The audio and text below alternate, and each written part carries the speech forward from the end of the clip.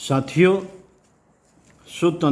सुसंतति निर्माण की समग्र प्रक्रिया पृष्ठ 22 से पिछले वीडियो के क्रम में आपको पढ़कर सुनाते हैं। ये सुनते हैं। जिस चाव के साथ हम बच्चे की प्रतीक्षा करते हैं, यदि उतने ही चाव के साथ हम उसके जीवन को सीधे मार्ग पर चलाने का प्रयास करें, तो वह हमारे लिए संकट का कारण न बने।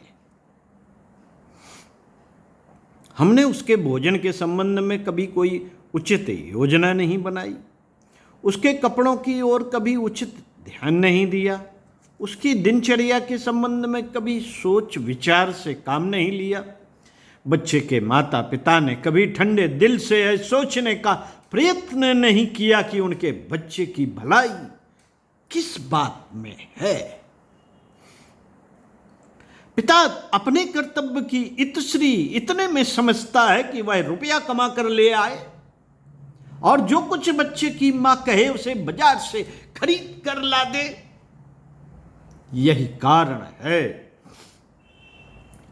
कारण है कि मां बच्चे को एक संकट समझती है, क्योंकि वह सारा दिन काम देखती है।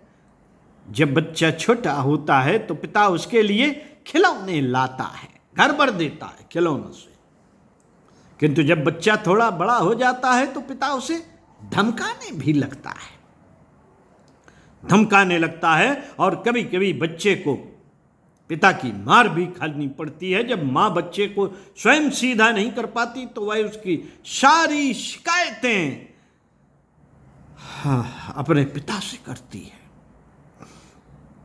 पिता उसके लिए एक हवा बन जाता है जिससे वह सदा भयभीत रहने लगता है।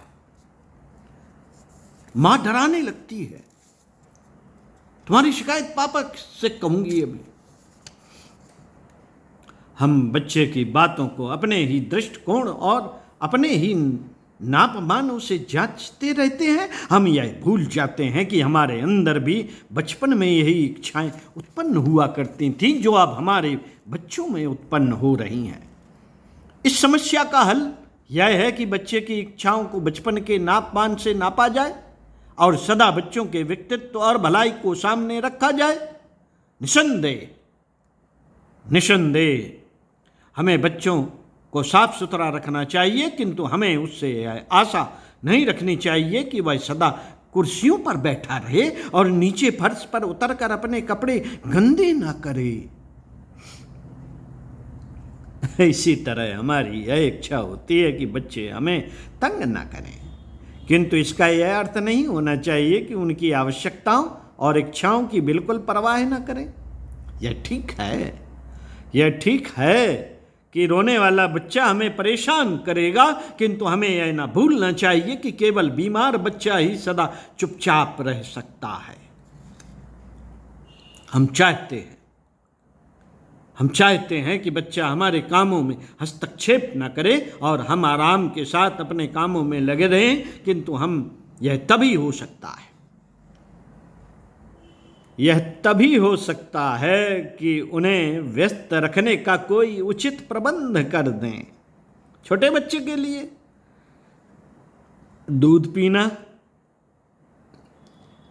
या सोते रहना यही दो काम नहीं है। उसके विकास के लिए कई और चीज़ों की आवश्यकता होती है। उसके लिए कोई काम जुटाना हमारा कर्तव्य है। बच्चे केवल घर में ही तंग नहीं करते, वे बाहर भी, मंदिरों में, जलसों में, रेल या मोटर यात्रा आदि में तथा अन्य जगहों पर भी तंग करते हैं।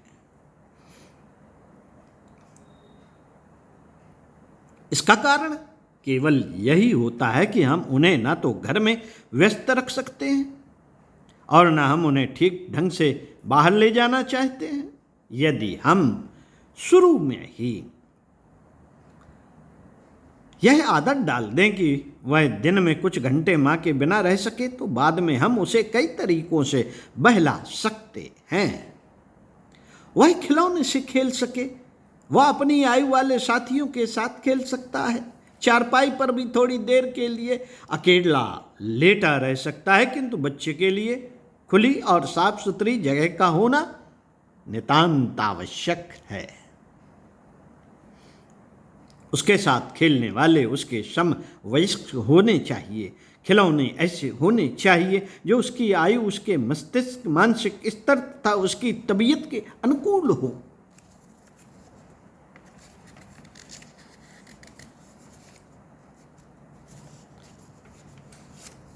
मित्रों, बच्चे की दिनचर्या क्या होनी चाहिए? नियमित दिनचर्या बच्चे तथा उसकी माँ दोनों के हक में सुविधाजनक और आवश्यक है। आरंभ में जब बच्चा बोलना नहीं जानता, उसकी आवश्यकताओं को समझने एवं दैनिक क्रियाओं को यथासमय करने का आदी बनाने के लिए यह आवश्यक है कि बच्चे के सोने जागने, खाने पीने तथा खेलने कूदने का समय निश्चित हो। अभ्यास से बच्चा नियमित दिनचर्या का ऐसा आदी हो जाता है कि उसे यथासमय नींद आती है। खाने पीने के समय पेट भूख से कुलबला उठता है। सोकर उठने के बाद वह खेलने और बाहर जाने के लिए उतावला रहता है और पाचन क्रिया भी यथासमय भोजन हजम करने का काम कर नियमित समय पर मल रूप में निरर्थक वस्तु बाहर फेंकती है। नींद आरंभ में बच्चा 20-21 घंटे सोता है। कमजोर बच्चों को स्वस्थ बच्चों से अधिक नींद की आवश्यकता होती है। आरंभ में केवल दूध पिलाने या स्नान के समय ही बच्चे को उठाएं, पर बच्चे को थपथपाकर झुलाकर सोने की आदत न डालें। पलंग पर लिटाने के बाद मशहरी गिरा दें, ठंडक हो तो छाती तक उड़ा दें, परंतु इतना अवश्य ध्यान रखें कि बच्चे के कमरे में हवा आने जाने का पूरा प्रबंध हो। 3-4 मास के बाद आपको बच्चे की नींद का समय बांधने में आसानी होगी।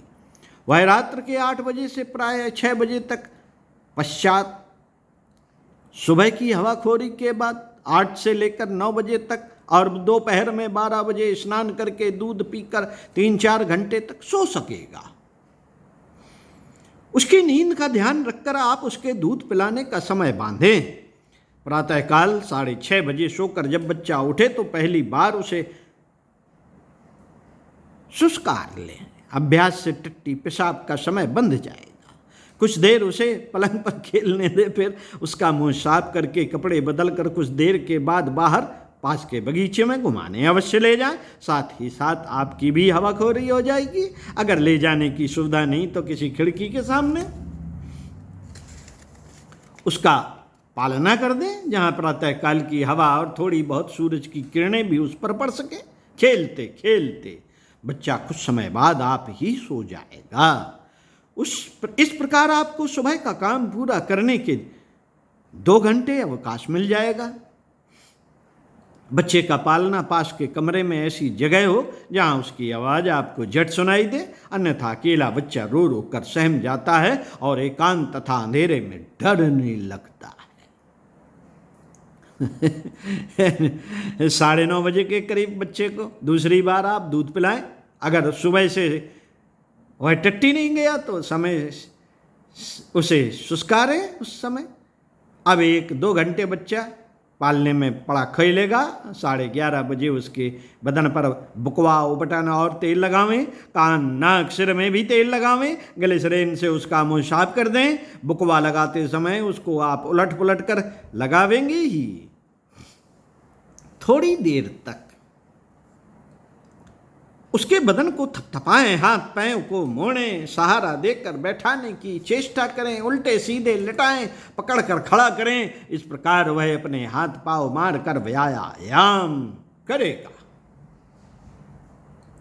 यदि ठंडक हो तो यह सब क्रिया हल्की धूप में बैठकर करना चाहिए। इसके बाद थोड़ी देर बाद उसे नहलाने का प्रबंध करें। स्नान क्रिया को मनोरंजक तथा सुविधाजनक बनाने की चेष्टा करें, अन्यथा बच्चे को स्नान के प्रति अरुचि हो जाती है। नहलाने वाले की जल्दबाजी अथवा आंखों में साबुन की चिरमिराहट लगने या जोर जोर से रगड़ने पर बच्चा घबरा जाता है। अतएव छोटे बच्चे को अपनी गोद में लिटाकर नीचे एक खाली परात रख दें, साफ बाल्टी से पानी लेकर उसका सिर, मुंह, आंख, कान साफ करें। तत्पश्चात मुंह आदि को पोंछकर बच्चे को सहारे से बिठाकर अथवा पकड़कर सारे शरीर में साबुन लगाकर गीले कपड़े से पोंछने के बाद में पानी डालें। सब अंगों तथा जोड़ों को हल्के हाथों से मसलकर विशेष रूप से साफ करें, मलमल कर। तत्पश्चात बदन पोंछकर पाउडर लगाकर कपड़े पहनाए। बच्चा नहाने के बाद तुरंत नींद के झोंके खाने लगता है। दूध पीता पीता ही वह सो जाता है। नहाने के पश्चात प्रायः 3 घंटा आराम से सोता है। शाम को जब उठने का समय हो तब उसके दूध का प्रबंध पहले से कर लें। अगर फलों का रस भी उसे पिलाते हों तो उसे भी पहले से तैयार रखें। 3 बजे के करीब बच्चे की मीठी नींद टूटेगी। वह अंगड़ाई लेकर आंखें खोलेगा, आपकी आवाज़ सुनकर इधर उधर देखेगा, आपको देखकर मुस्कुराकर हाथ ऊपर को उठा देगा। आप उसके अपने लाल के स्वरूप को देखकर रीझ जाएंगी। उसे उठाकर संस्कार दें। बच्चे सोकर उठने के बाद अवश्य पेशाब करते हैं। अगर जाड़े या बरसात के दिन हैं तब बच्चे को 4:30 या 5 बजे घूमने भेज दें, किंतु गर्मियों में तो ठंडक होने पर ही बाहर भेजना ठीक है। सुबह शाम की हवाखोरी बच्चे के लिए बहुत आवश्यक है। बच्चे बाहरी दुनिया से धीरे धीरे परिचित हो जाते हैं। बगीचे के फल फूल, चिड़ियाँ, कुत्ता, बिल्ली, गिलहरी तथा उसके बच्चे, इन सभी से बच्चों का मनोरंजन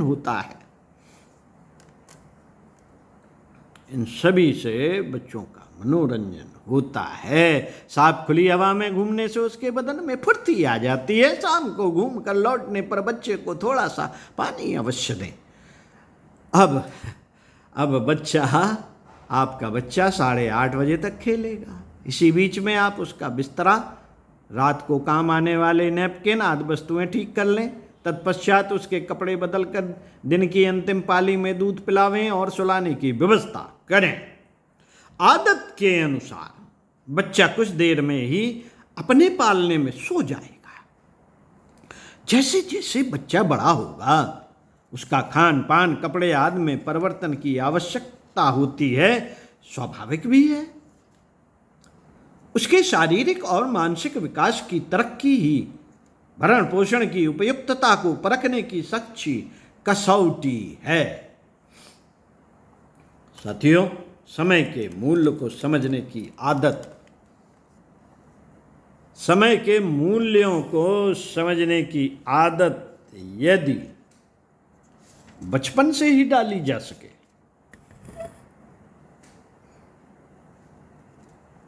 तो आगे चलकर जीवन के विभिन्न क्षेत्रों में इससे सत्परिणाम देखने को मिला करते हैं, जो आज के बालक और कल के नागरिक का जीवन सार्थक सफल बनाने में सहयोगी सिद्ध हो सकते हैं। अपने व्यक्तिगत जीवन क्रम को नियमित और समयबद्ध बनाने के साथ बच्चों को भी नियमित और व्यवस्थित जीवन बिताने की प्रेरणा देनी चाहिए।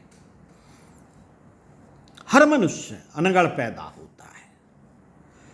साथियों, हर मनुष्य अनगढ़ पैदा होता है। उसे सुगढ़ और सुसंस्कृत बनाने के लिए अनेकों प्रकार की शिक्षण की प्रत्यक्ष और परोक्ष व्यवस्था बनानी पड़ती है। यह प्रयास बाल्यावस्था से ही करना चाहिए, करना पड़ता है। बाल्यावस्था से ही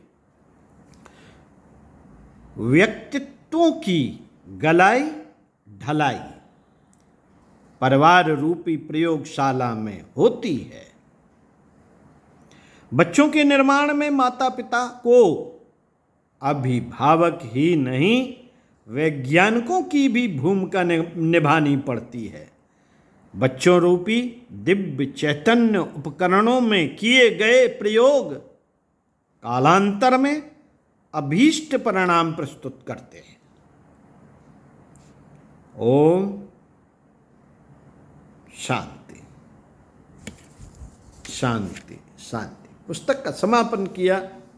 आप पुस्तक के बनाए हुए सभी वीडियो को ध्यान से पढ़िए, एक बार नहीं 2 बार पढ़िए, 3 बार पढ़िए, चिंतन मनन कीजिए, स्वाध्याय सत्संग कीजिए और चल के भी देखिए, जो बताए गए सूत्र हैं उन पर चलकर भी देखिए। ओम शांति।